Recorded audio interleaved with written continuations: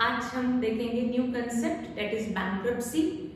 If drawing becomes insolvent, bankrupt होता है अगर ड्रॉइंग, तो क्या अकाउंटिंग ट्रीटमेंट हम बुक्स ऑफ अकाउंट में रिकॉर्ड करते हैं।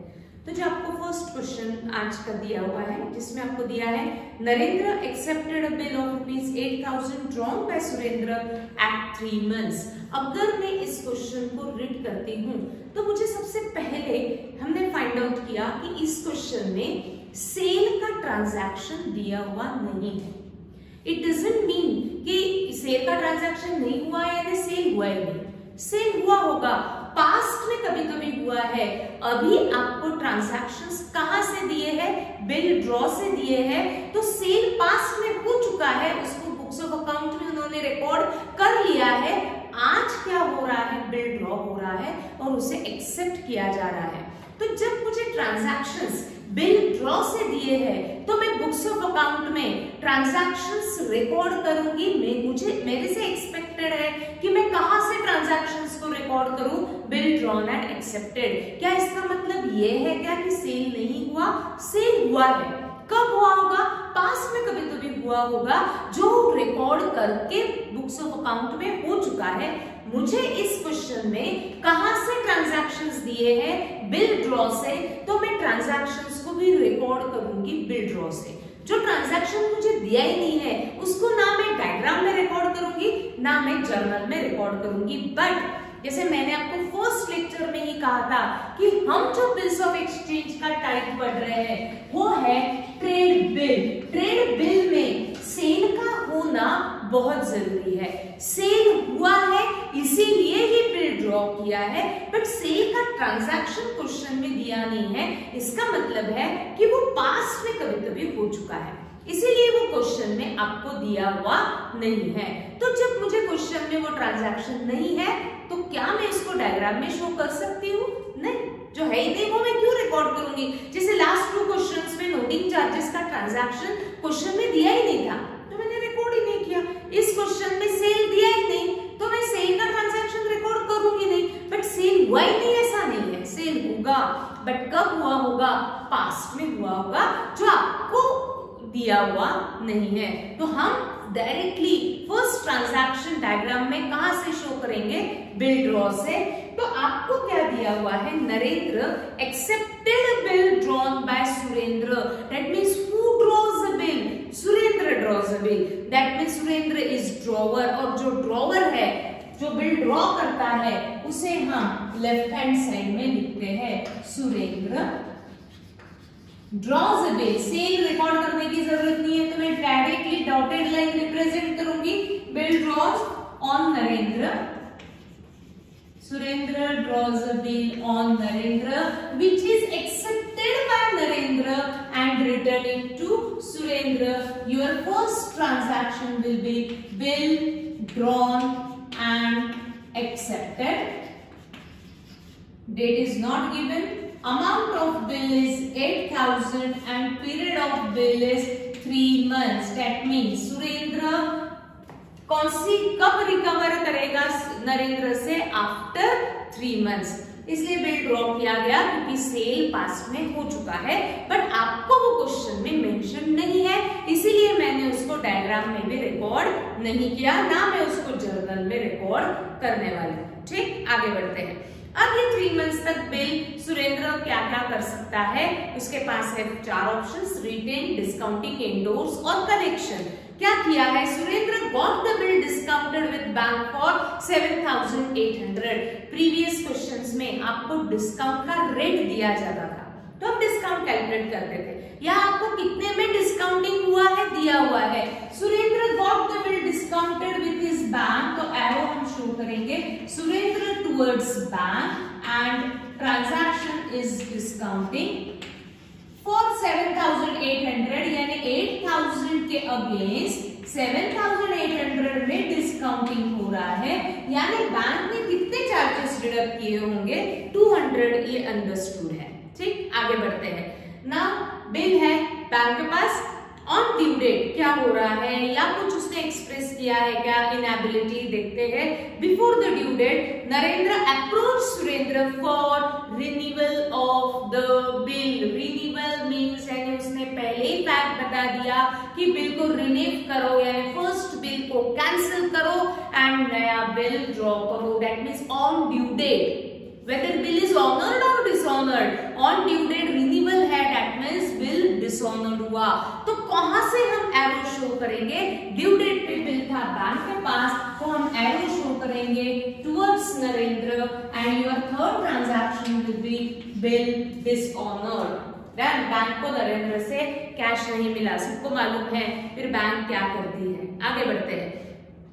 इट वॉज एग्रीड टू पे 6,000 immediately together with interest on the remaining amount at 10% per annum for 3 months, and for the balance Narendra should accept a new bill for 3 months। इस पूरी sentence में बहुत सारे transactions हैं, उन सबको मुझे रिकॉर्ड करना है। क्या क्या ट्रांजैक्शंस है, एक एक पार्ट करके हम पढ़ते हैं।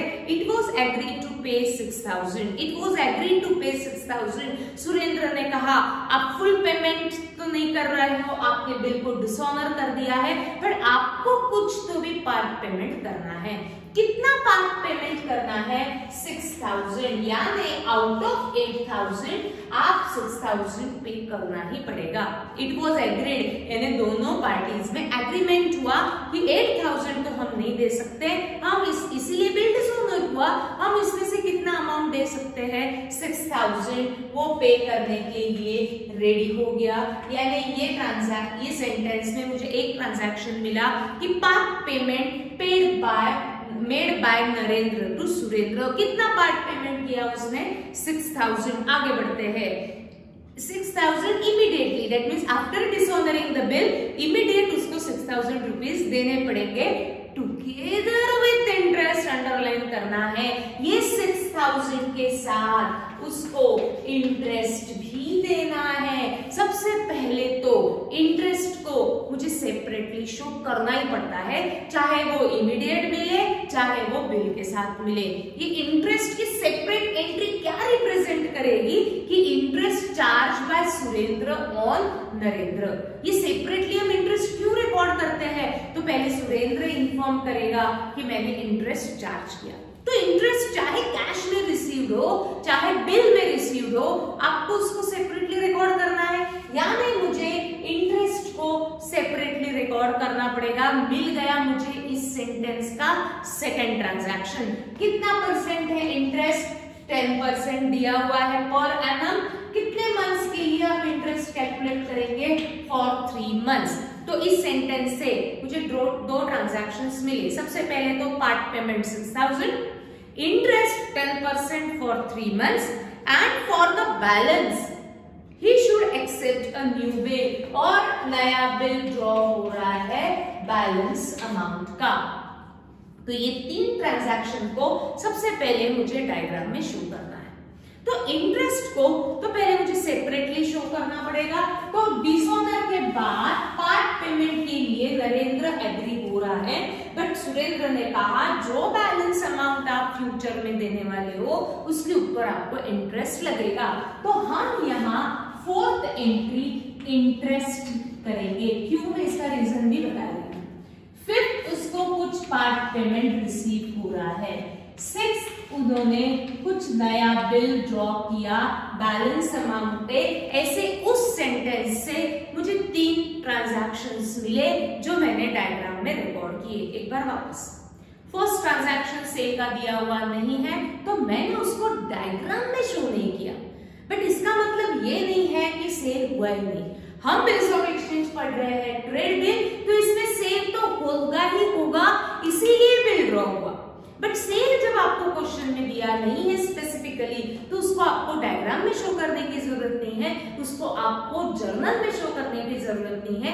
ये सेल की एंट्री ऑलरेडी उन्होंने पास्ट में कभी तो भी पास कर ली है, तो इसको आपको अभी शो करने की जरूरत नहीं है। इसीलिए मैंने सेल बुक्स ऑफ अकाउंट में रिकॉर्ड नहीं किया। ये क्लियर है सबको। जब मुझे बिल ड्रॉ की एंट्री दी है डायरेक्टली, तो मैं फर्स्ट एंट्री डायरेक्टली डायग्राम में शो करूंगी। Bill drawn and accepted, dotted line represent bill drawn and arrow shows accepted. तो first transaction will be bill drawn and accepted. ये सबको समझाया। बिल ड्रॉ होने के बाद डिस्काउंटिंग हुआ, ऐसा क्वेश्चन में दिया है, उसको इमीडिएट कैश की जरूरत थी, तो वो बैंक में गया, डिस्काउंटिंग किया, बैंक ने चार्जेस डिडक्ट करके सुरेंद्र को कैश हैंडओवर कर ली। कितने में डिस्काउंटिंग हुआ है? 7,800 में। 8,000 की बिल के अगेंस्ट 7,800 में डिस्काउंटिंग हो रहा है, यानी 200 रुपीज का बैंक ने चार्जेस डिडक्ट किए। डन। ड्यू डेट पे बिल था, बैंक के पास रिन्यूअल क्वेश्चन में दिया है, यानी उसने फर्स्ट बिल को कैंसिल करने के लिए कहा। जब फर्स्ट बिल कैंसिल होता है यानी फर्स्ट बिल डिसऑनर होगा, तो हमें डिसऑनर की एंट्री करनी पड़ेगी। तो डिसऑनर हम डायग्राम में कहां शो करेंगे? बिल बैंक के पास था, इसलिए हमने एरो शो किया बैंक टुवर्ड्स नरेंद्र और ट्रांजैक्शन लिखा डिसऑनर। देन आपको एक सेंटेंस दिया है, it was agreed that 6,000 be paid immediately after dishonouring the bill. Surendra ने कुछ कंडीशंस अप्लाई की ऑन नरेंद्र। क्या कंडीशन अप्लाई किया कि आपको 6,000 इमीडिएट देने पड़ेंगे। जो आप लेट देने वाले हो 8,000 में से वो 6,000 पे कर देगा, यानी बैलेंस कितना रहेगा? 2,000। इस बैलेंस पे आपको इंटरेस्ट भी लगेगा। कितना परसेंट? 10%। कितने मंथ्स के लिए? 3 मंथ्स के लिए। तो सबसे पहले मैंने इंटरेस्ट को सेपरेटली रिकॉर्ड किया, इंटरेस्ट चार्ज हुआ, पार्ट पेमेंट मिलेगा और बैलेंस पे नया बिल ड्रॉ हुआ। इस तरीके से मैंने डायग्राम में अरेंज किए ट्रांजैक्शंस। अब मुझे इनकी अमाउंट कैलकुलेट करनी है। तो सबसे पहले इंटरेस्ट कितना परसेंट है? 10%। आपको क्वेश्चन में अमाउंट नहीं दी है, आपको क्वेश्चन में रेट ऑफ इंटरेस्ट दिया है। तो मुझे इस क्वेश्चन में इंटरेस्ट कैलकुलेट करना पड़ेगा, जैसे हमने लास्ट क्वेश्चन में कैलकुलेट किया। तो 10% मुझे कैलकुलेट करना पड़ेगा, बट कितने मंथ्स के लिए? 3 मंथ्स के लिए। तो मुझे जो भी अमाउंट आएगी उसमें 10 months for 3 month, 10% for 3 months calculate करना पड़ेगा। तो ये अमाउंट कितनी रहेगी? 8,000 लूं, 6,000 लूं या 2,000 लूं? तो सबसे पहले हम इंटरेस्ट चार्ज किस पे करेंगे? जो अमाउंट हमें रिसीव हो गई है, क्या उसके ऊपर हम इंटरेस्ट चार्ज करना सही है? नो। जो अमाउंट हमें लेट मिलने वाली है उसके ऊपर हम इंटरेस्ट चार्ज करेंगे। तो मैं क्वेश्चन में देखती हूँ, बिल था 8,000 का, out of 8,000 after dishonouring the bill वो 6,000 देने के लिए रेडी है। तो वो कितना अमाउंट लेट देने वाला है? 2,000। तो इस 2,000 पे कैलकुलेट किया जाएगा इंटरेस्ट 10%, बट वो पर एनम है। कितने मंथ्स के लिए कैलकुलेट करो? वहां दिया है फॉर 3 मंथ्स, तो मुझे उसको 3 मंथ्स के लिए कैलकुलेट करना पड़ेगा। तो मैं इंटरेस्ट की अमाउंट कैलकुलेट करती हूँ 2,000 पे 10% फॉर 3 मंथ्स, यानी 200 इंटू 3/12 यानी 50। यानी सुरेंद्र ने नरेंद्र के ऊपर इंटरेस्ट चार्ज किया 50। ये सबसे पहले मैंने बुक्स ऑफ अकाउंट में रिकॉर्ड किया कि नरेंद्र ने जो लेट पेमेंट करने वाला है उसके ऊपर उसको इंटरेस्ट लगेगा 50 रुपीज। तो Surendra charge interest on Narendra 50 rupees. अब ये 50 अमाउंट नरेंद्र तुरंत कैश में दे सकता है कि ठीक है 50 रुपीज है, ये भी आप मेरे से ये 6,000 के साथ ले लो, या वो ये भी कह सकता है कि 50 रुपीज में अभी नहीं दूंगा, बिल के साथ दूंगा। वो कहाँ पेमेंट कर रहा है, इमीडिएट या बिल के साथ? क्वेश्चन में मेंशन होता है, देखो आपको दिया हुआ है इट वाज एग्रीड टू पे 6000 immediately together with interest. ये 6000 वो immediate पे करेगा together with interest, यानी टोटल वो कितना कैश पे करेगा 6050, इसीलिए पार्ट पेमेंट का अमाउंट आएगा 6050। आउट ऑफ 6050 6000 ये बिल का अमाउंट है यानी एंड 50 रुपीज ये इंटरेस्ट है। इस तरीके से उसने पार्ट पेमेंट किया, यानी अभी भी उसको बिल में से 8000 में से उसने 6000 रुपीज दे दिए, यानी 2000 रुपीज रिकवरेबल है। 50 इंटरेस्ट में से उसने पूरे 50 दे दिए, यानी इंटरेस्ट में से कोई भी पार्ट पेमेंट नहीं है। तो न्यू बिल ड्रॉ होगा on balance amount that is on 2000। अब मैंने इंटरेस्ट को पहले क्यों लिखा, ये सीक्वेंस आपका आगे पीछे होता है तो कोई प्रॉब्लम नहीं, बट इतना याद रखना कि इंटरेस्ट को किस में इंक्लूड करना, कैश में या बिल में, ये सबका क्लियर होना चाहिए। इस क्वेश्चन में इंटरेस्ट कैश में रिसीव होने वाला है, तो मैंने पहले बताया कि इंटरेस्ट चार्ज हुआ और उसको कैश में रिसीव हो चुका है एंड बैलेंस अमाउंट पे न्यू बिल ड्रॉ किया हुआ है। तो यहां तक हम आ चुके हैं। इसके बाद नेक्स्ट सेंटेंस आज हम फर्स्ट टाइम पढ़ने वाले हैं। These arrangements were carried through. These arrangement यानी क्या, इंटरेस्ट चार्ज हुआ, पार्ट पेमेंट इंक्लूडिंग इंटरेस्ट मिल गया, बैलेंस अमाउंट पे न्यू बिल ड्रॉ किया गया, ये सब अरेंजमेंट चल रहा था। But afterwards Narendra became insolvent, underline insolvent, and only 25% of the amount could be recovered from his estate. Underline 25% of the amount could be recovered from his estate. इसका क्या करना है ये हम देखेंगे। पास journal entries in both the books, आपको दोनों books में जर्नल एंट्रीज पूछी है। आज हम लेजर नहीं देखेंगे क्योंकि पूरा एक्सप्लेनेशन लास्ट एंट्री पे जाने वाला है। बट एक बार डायग्राम में देखते हैं। फर्स्ट सेल नहीं है तो क्या सेल की एंट्री शो करेंगे? शो नहीं करेंगे। डायग्राम में भी नहीं लिखा तो मैं इसको जर्नल में भी नहीं रिकॉर्ड करूंगी। मेरी फर्स्ट एंट्री कहां से स्टार्ट होगी? Bill drawn and accepted. देखो सबको आता है, यस आता है। देन बिल डिस्काउंटिंग आता है। थर्ड तकलीफ होगी बट आना चाहिए। डन। इंटरेस्ट, सब हर क्वेश्चन में इंटरेस्ट की एंट्री रिमेन सेम आनी चाहिए। पार्ट पेमेंट आता है सबको। New bill drawn and accepted नहीं भी आता है तो जो फर्स्ट बिल की एंट्री होती है वही सेकंड बिल की एंट्री रहेगी। आप देख के रिकॉर्ड कर सकते हो, सिर्फ अमाउंट आपको चेंज करना है। तो आपको 6th एंट्री तक पहले अच्छे से आना है। नीट एंड क्लीन आपकी कॉपी जब आप फिजिकली मुझे सबमिट करेंगे तो मुझे neat and clean date wise copy दिखनी चाहिए। तो आपको in the books of Surendra and Narendra pass journal entries till 6th of transaction जल्दी से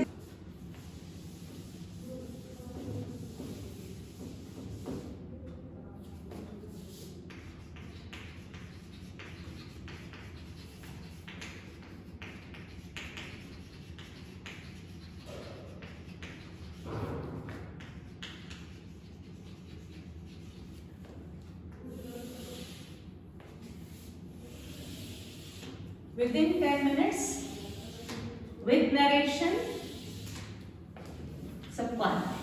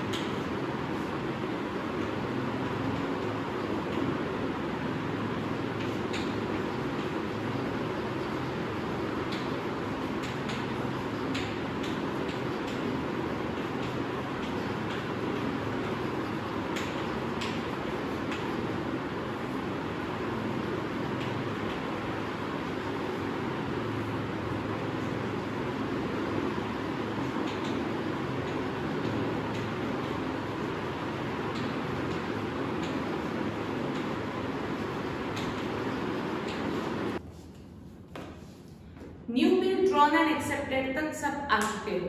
अब आगे का सेंटेंस आपको और भी कुछ दिया है, जैसे हमने लास्ट 2 क्वेश्चंस में देखे थे कि bill is retired. Retired means honoured before due date. वो अगर ड्यू डेट के पहले ड्रॉई बिल ऑनर करता है तो हम उसको डिस्काउंट दे सकते हैं। तो हमने उस तरीके से अकाउंटिंग ट्रीटमेंट किया था when bill is retired. But इस क्वेश्चन में रिटायर्ड टर्म यूज नहीं किया है, इस क्वेश्चन में आपको लास्ट टर्म यूज की है इंसॉल्वेंट। देखते हैं लास्ट वाला sentence, these arrangements were carried through. ये सारी अरेंजमेंट हो चुकी है, न्यू बिल ड्रॉ हो चुका है। आफ्टरवर्ड्स यानी आपको ये बाद में पता चला, नरेंद्र बिकेम इंसॉल्वेंट। इंसॉल्वेंट मैंने एक्सप्लेन किया हुआ है। Insolvent means bankrupt. बैंकरप्ट यानी नरेंद्र की अब पेइंग कैपेसिटी नहीं है।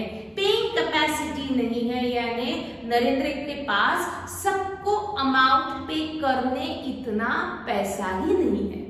ये इंसॉल्वेंट कौन डिक्लेयर करता है? कोर्ट डिक्लेयर करती है। कौन करेगा? कोर्ट यानी कौन करेगा? लिक्विडेटर डिक्लेयर करेगा।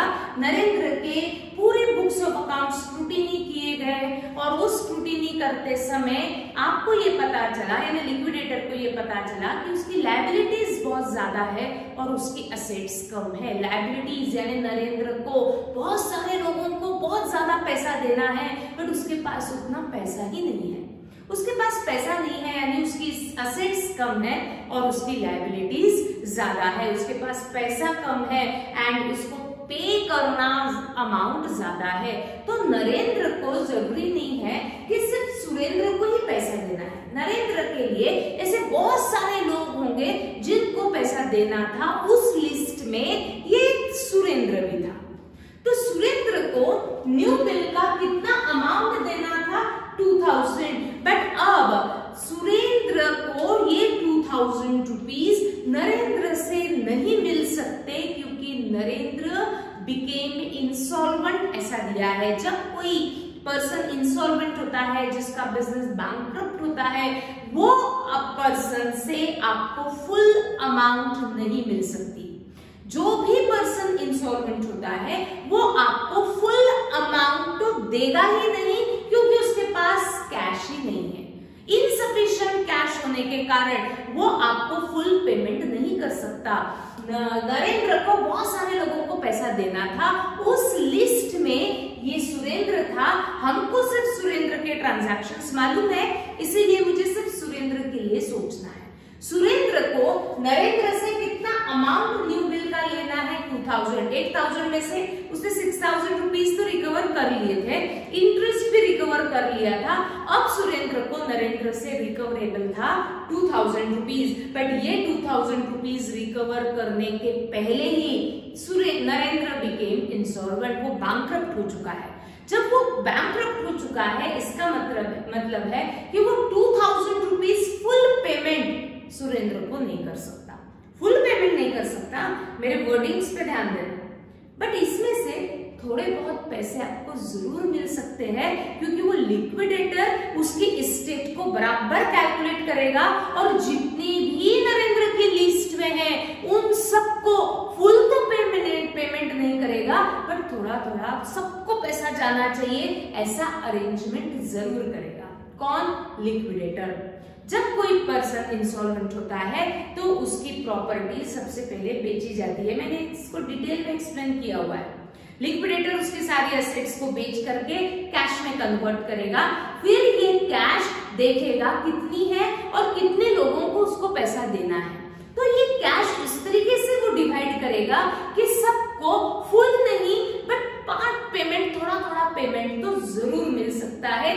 ऐसी कोशिश लिक्विडेटर करता है। तो अब नरेंद्र इंसॉल्वेंट हो चुका है तो उसके बिजनेस में आया लिक्विडेटर, उसके एस्टेट बेच के कैश में कन्वर्ट कर लिया। अब ये कैश को वो डिवाइड करेगा, किसमें डिवाइड करेगा? जिनको नरेंद्र को पेमेंट करना है। तो नरेंद्र के लिस्ट में ये था सुरेंद्र, जिसको नरेंद्र से 2000 रुपीज मिलने के थे। बट लिक्विडेटर सुरेंद्र को कहेगा आपको 2000 रुपीज तो नहीं मिल सकते क्योंकि उसके पास उतनी कैश है ही नहीं। आपको जैसे दे रहा है वैसे हमें और भी लोगों में अमाउंट डिस्ट्रीब्यूट करनी है, तो 2000 रुपीज फुल अमाउंट आपको नहीं मिलेंगे। आपको नरेंद्र की स्टेट से कितने मिलेंगे?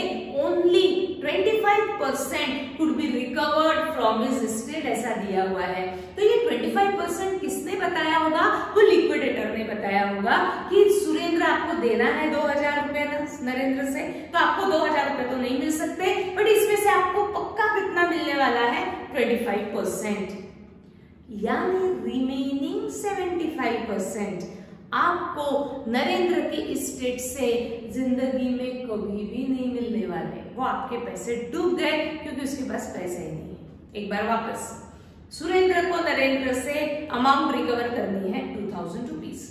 तो ये 2000 रुपीज रिकवर करने के पहले हमको पता चला कि नरेंद्र बिकेम इंसॉल्वेंट। किसने डिक्लेयर किया? कोर्ट ने डिक्लेयर किया। कौन गया होगा उसके बिजनेस में? लिक्विडेटर गया होगा। वो लिक्विडेटर का काम क्या है? उसके सारे एसेट्स को बेच के कैश में कन्वर्ट करना और वो कैश डिस्ट्रीब्यूट करो उसको जिस चीज को पैसा देना है। बट लिक्विडेटर ये देखेगा कि सबको फुल पेमेंट नहीं करेगा, सबको फुल पेमेंट नहीं मिलेगा, बट उसमें उसके स्टेट से थोड़ा बहुत पैसा जरूर मिलने की आशा रहेगी। तो सुरेंद्र को नरेंद्र से रिकवर करने थे 2000 रुपीज, बट उसको ये 2000 रुपीज फुल नहीं मिलने वाले। उसके स्टेट से उसको कितना मिलने वाला है? लिक्विडेटर ने बताया 25%, यानी रिमेनिंग अमाउंट नरेंद्र की स्टेट से उसे कभी भी फ्यूचर में मिलने वाली नहीं है, यानी सुरेंद्र के वो बैलेंस अमाउंट डूब गए। तो इन सबको मुझे अकाउंटिंग ट्रीटमेंट देना है, बट उसके पहले ये समझो कि सुरेंद्र को फुल अमाउंट तो मिलने वाला नहीं है। जब मुझे बिल का फुल अमाउंट नहीं मिलेगा, यानी मुझे बिल को पहले कैंसिल करना पड़ेगा। जब आपको, मैंने कहा जब आपको फुल पेमेंट नहीं मिलने वाला, यानी उसने बिल को डिसऑनर किया। जब फुल पेमेंट नहीं मिलेगा तो आपको हमेशा बिल को कैंसिल करना पड़ेगा, और बिल को कैंसिल करना है यानी आपको बिल को डिसऑनर करना पड़ेगा। यानी जब भी कोई पार्टी इंसॉल्वेंट होती है, ध्यान सबका, जब भी ड्रॉई इंसॉल्वेंट होता है, इसका मतलब है कि उसके स्टेट से हमें फुल अमाउंट नहीं मिलने वाली। ये पहले ही हमको तय करके रखना है कि वो इंसॉल्वेंट हुआ ना, अरे बाप रे, यानी उसकी स्टेट से हमें फुल पेमेंट नहीं मिल सकता। जब आपको फुल पेमेंट नहीं मिलेगा, यानी आपका बिल कैंसिल होने वाला है, यानी बिल डिसऑनर होने वाला है। यानी जब भी इंसॉल्वेंट दिया जाएगा तो आपको पहले बिल को डिसऑनर करना पड़ेगा। क्यों डिसऑनर करना पड़ेगा? क्योंकि आप फुल अमाउंट रिकवर नहीं कर सकते। जब फुल अमाउंट रिकवर नहीं कर रहे हैं, यानी बिल हो गया डिसऑनर। यहां पर भी वो पार्ट पेमेंट के लिए रेडी था ना फर्स्ट बिल के लिए, यानी वो फुल पेमेंट नहीं करने वाला था, इसीलिए हमने पहले बिल को क्या कर दिया था? डिसऑनर। जब भी आपको कोई भी पेमेंट फुल नहीं मिलता तो पहले बिल को किया जाएगा डिसऑनर। बिल बना था 2000 का, क्या 2000 इसके आगे फुल मिलने वाले हैं? क्या नहीं मिलने वाले हैं, यानी वो बिल को करो कैंसिल, वो बिल को करो कैंसिल, यानी डिसऑनर। इसीलिए जब भी इंसॉल्वेंसी रहेगी तो पहले आपको डिसऑनर करना पड़ेगा। क्यों? क्योंकि इंसॉल्वेंसी में आपको फुल पेमेंट तो मिल ही नहीं सकता, पार्ट पेमेंट जरूर मिलेगा, इसलिए पहले बिल को क्या किया? डिसऑनर किया। और फिर देखेंगे कि कितनी रिकवरी हो रही है। तो 8th ट्रांजैक्शन आपका आएगा रिकवरी। कितना परसेंट रिकवरी हुआ? 25%। मैंने अभी तक जितना भी कहा देखो तो समझाएगा।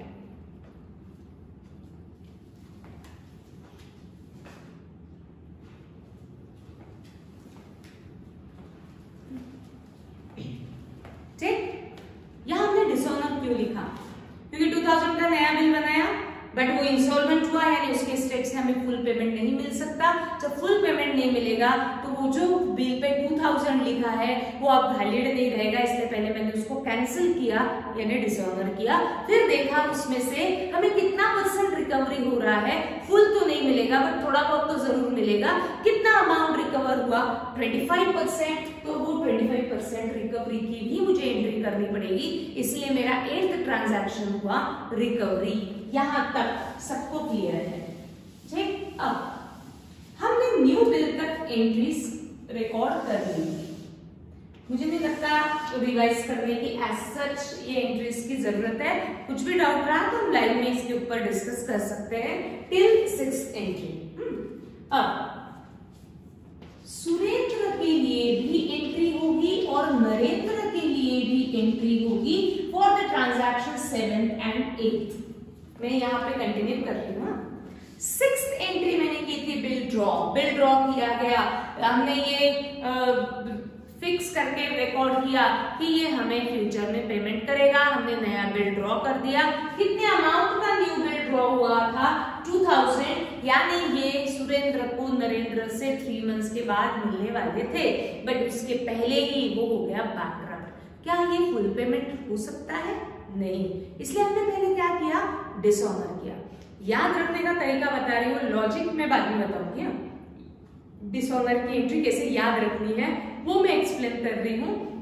इसका लॉजिक आपको मालूम हो सकता है बट मैं इसको बाद में एक्सप्लेन करूंगी। याद कैसे रखेंगे, जब बिल ड्रॉ हुआ, ये 6th एंट्री में मैंने बिल ड्रॉ की एंट्री पास की, इमीडिएट डिसऑनर हुआ। इमीडिएट यानी इसके बीच में कोई ट्रांजैक्शन हुआ ही नहीं।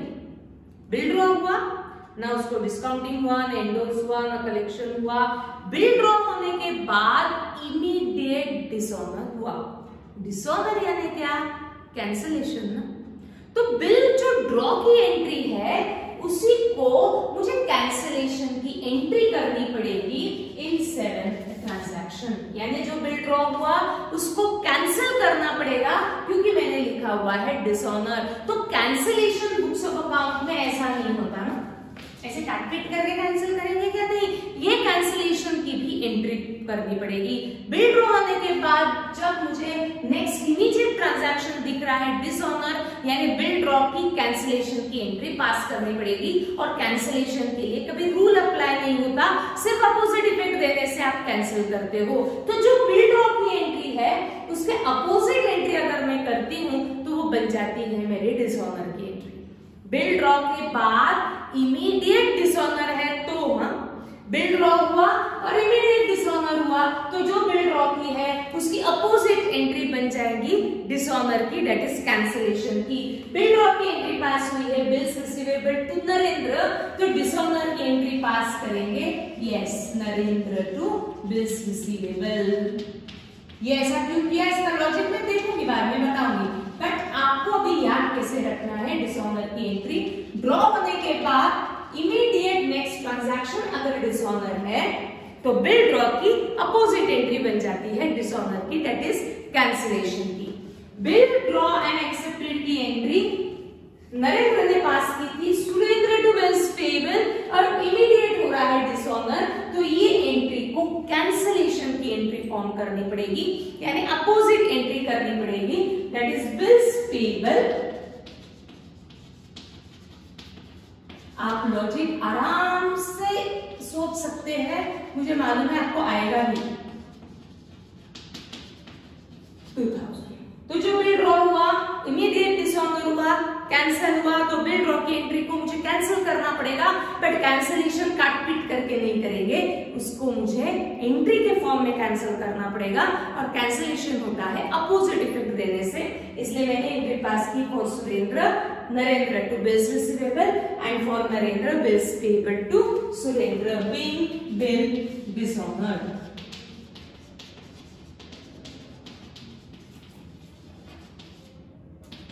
Being bill dishonored.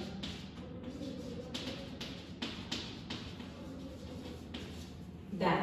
Up.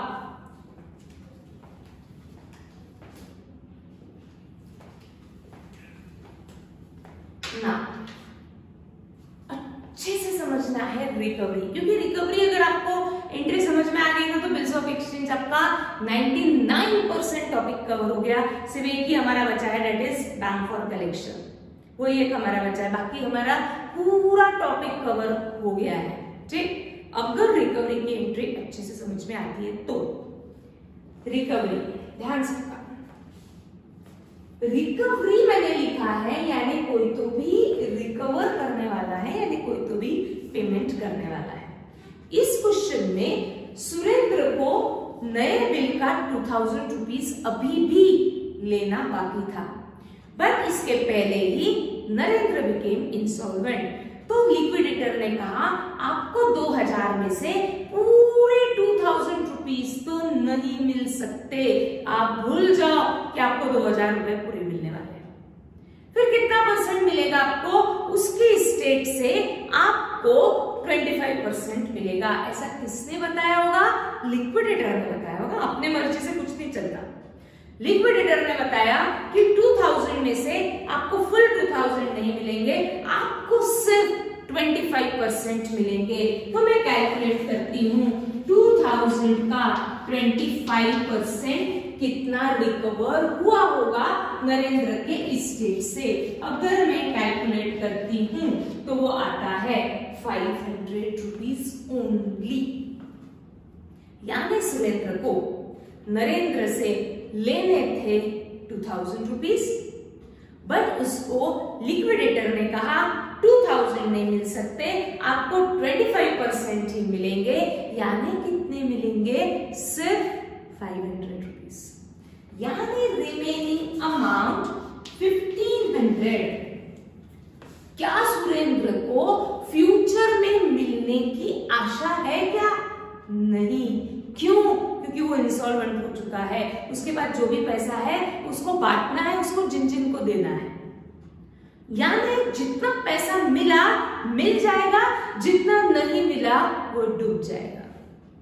वापस एक बार, सुरेंद्र को नरेंद्र से रिकवर करने थे 2000 रुपीज, तो सुरेंद्र ने नया बिल ड्रॉ किया और ये आशा की कि ये नरेंद्र मुझे फ्यूचर में देगा, बट उसके पहले ही वो ऑनर होने, डिसऑनर होने के पहले ही 3 मंथ्स के पहले ही वो हो गया इंसॉल्वेंट। लिक्विडेटर ने उसके स्टेट को पूरा बेच करके कैश में कन्वर्ट किया और वो कैश उसने डिस्ट्रीब्यूट करना स्टार्ट कर दिया। नरेंद्र की बहुत बड़ी लिस्ट थी जिन जिनको पैसा देना है, उसमें एक ये सुरेंद्र भी था। सुरेंद्र को उसको देने थे 2000 रुपीज, बट लिक्विडेटर कहेगा ये इसके स्टेट में पैसा ही नहीं है, 2000 तो आपको मिल नहीं सकते, आपको कितने अमाउंट मिलेगी? सिर्फ 500। बचा हुआ पैसा आपको नरेंद्र के स्टेट से कभी भी नहीं मिल सकता। यानी ये 1500 रुपीज सुरेंद्र के डूब गए। बुक्स ऑफ अकाउंट में हर एक अमाउंट रिकॉर्ड की जाती है। जो पैसा मिला उसको भी रिकॉर्ड किया जाएगा, जो पैसा नहीं मिलने वाला वो भी रिकॉर्ड किया जाएगा, क्योंकि हिसाब तो रखना ही। जो पैसा मिला वो भी लिखो कि ये मिला, जो पैसा नहीं मिला ये भी लिखो कि वो डूब गया। तो दोनों अमाउंट सुरेंद्र अपने बुक्स में रिकॉर्ड करेगा। अब हम इसको अकाउंटिंग ट्रीटमेंट करने जा रहे हैं। सुरेंद्र को पैसा मिल रहा है, लिक्विडेटर ने सुरेंद्र को नरेंद्र के स्टेट से कुछ तो भी पार्ट पेमेंट किया। कितना अमाउंट सुरेंद्र को नरेंद्र के स्टेट से रिकवर हुआ? 500 rupees. That means for Surendra cash is coming in. कितनी कैश मिली उसको? 500 rupees. Debit what comes in, cash account debit 500। उसको पैसे मिल गए, बट पूरे नहीं मिले, 25% मिले, यानी 500 रुपीज मिले। Cash is coming in 500 rupees. 1500 उसको नहीं मिले। क्या उसने उसको डिस्काउंट दिया? नहीं। डिस्काउंट है ना, अपनी खुशी से दिया हुआ डिस्काउंट होता है, बट ये तो लिक्विडेटर ने कहा कि ये पैसे आपको कभी फ्यूचर में मिल ही नहीं सकते, उसके पैसे पर पैसा ही नहीं है, ये पैसे आपके डूब गए। एंड जो पैसा डूबता है उसको हम अकाउंटिंग में टर्म देते हैं, सबको मालूम है, bad debts. Bad debts means irrecoverable amount from customer.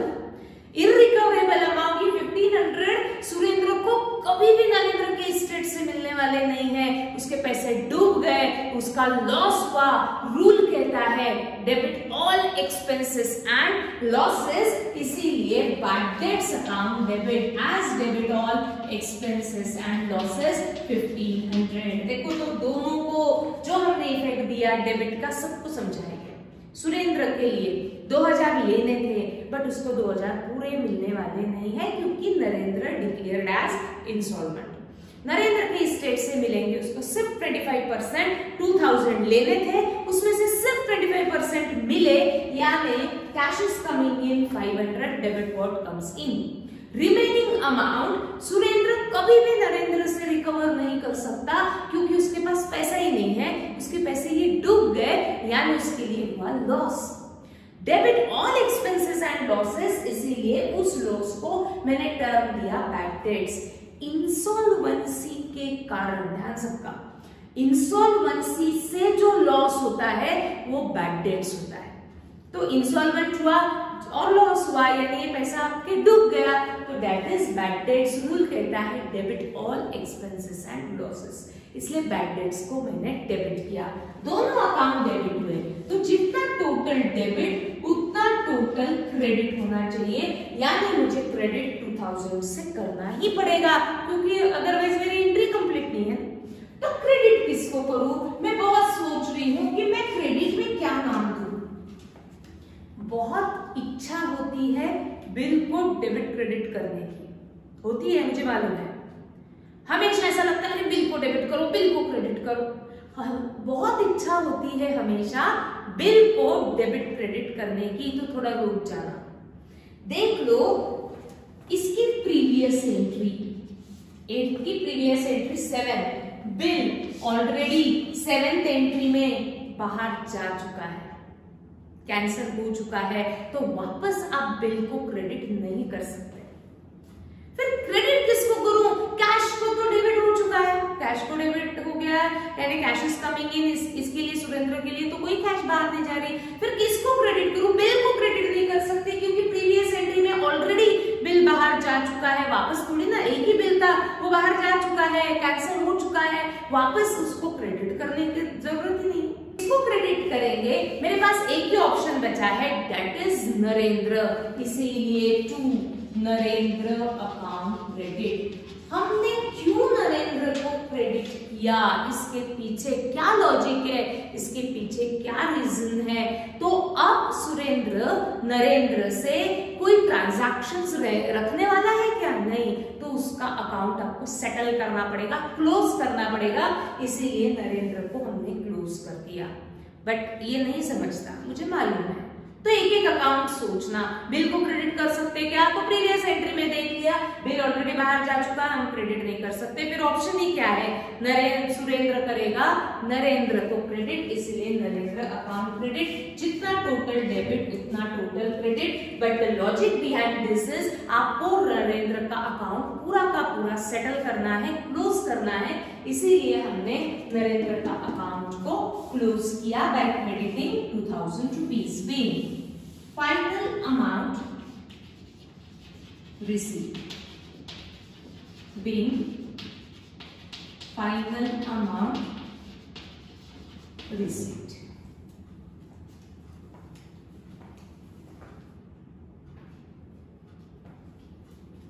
Now अब हम सोचते हैं फॉर नरेंद्र।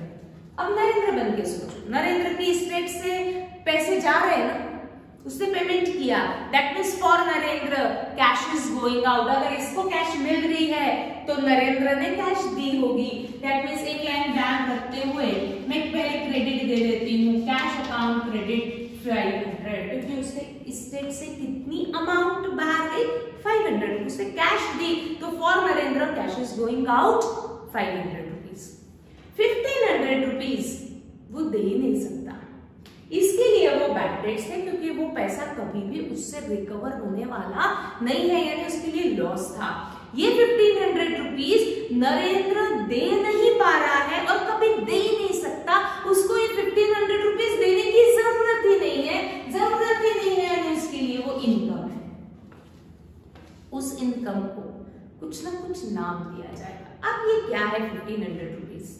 एक्सप्लेनेशन पार्ट के लिए, आपको समझने के लिए मैं कुछ टर्म्स यूज कर रही हूँ। ये 1500 रुपीज जो वो नहीं दे सकता, क्यों नहीं दे सकता? क्योंकि उसके पास कैश की डेफिशिएंसी है। डेफिशिएंसी है नहीं, उसके पास कैश ही नहीं है। वो 1500 रुपए क्यों नहीं दे रहा है? क्योंकि उसके पास पैसा ही नहीं है, यानी कैश की डेफिशिएंसी। तो हम डेफिशिएंसी टर्म यूज करते हैं ना, जैसे बॉडी में विटामिन सी की डेफिशिएंसी है, यानी बॉडी में आपके विटामिन सी है ही नहीं, विटामिन सी की कमी है, दैट इज डेफिशिएंसी। तो ये डेफिशिएंसी 1500 रुपए वो दे क्यों नहीं पा रहा है? क्योंकि उसके पास पैसा ही नहीं है। तो मैं ऐसा नहीं लिख सकती ना कि मेरे पास पैसा नहीं है, उसको मुझे कोई ना कोई टर्म देना पड़ेगा।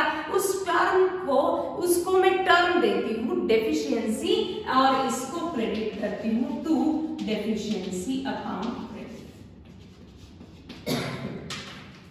उसको 1500 रुपए देने की सुरेंद्र को जरूरत ही नहीं है। क्यों जरूरत नहीं? क्योंकि बस उसके पास पैसा ही नहीं है।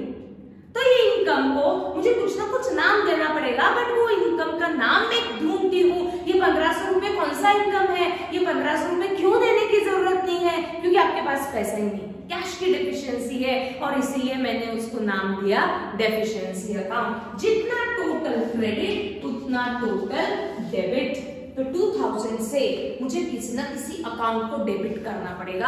अब मैं सोचती हूँ किस अकाउंट को मैं डेबिट करूं। बहुत इच्छा होती है हमेशा बिल को डेबिट क्रेडिट करने की, होती है, मुझे मालूम है। तो प्रीवियस एंट्री में देख लो, क्या आपके पास प्रीवियस एंट्री में बिल को डेबिट किया था कि यस, आपके पास प्रीवियस एंट्री में बिल अंदर आ चुका है, तो वापस अंदर आएगा ही नहीं ना 8th एंट्री में, वो ऑलरेडी 7th एंट्री में अंदर आ चुका है, तो मैं बिल को डेबिट नहीं कर सकती। फिर मेरे पास ऑप्शन क्या है? यस, मेरे पास कौन सा ऑप्शन है? सुरेंद्र। क्यों? क्योंकि सुरेंद्र का अकाउंट नरेंद्र परमानेंटली बंद कर देगा, इसलिए वो सुरेंद्र को डेबिट करेगा बिल फाइनल अमाउंट पे। मुझे मालूम है लास्ट 2 एंट्रीज में जरूर डाउट हो सकते हैं। डाउट है, वीडियोस को रिवाइज करो, बार बार देखो, और फिर भी डाउट्स रहते हैं, लाइव सेशन में हम ज्यादा फोकस करेंगे ये लास्ट 2 एंट्रीज पे, ठीक है? तो जो भी डाउट्स है फटाफट लेकर के आओ, लाइव क्लास में हम डिस्कस करते हैं और फिर आगे बढ़ते हैं। Thank you.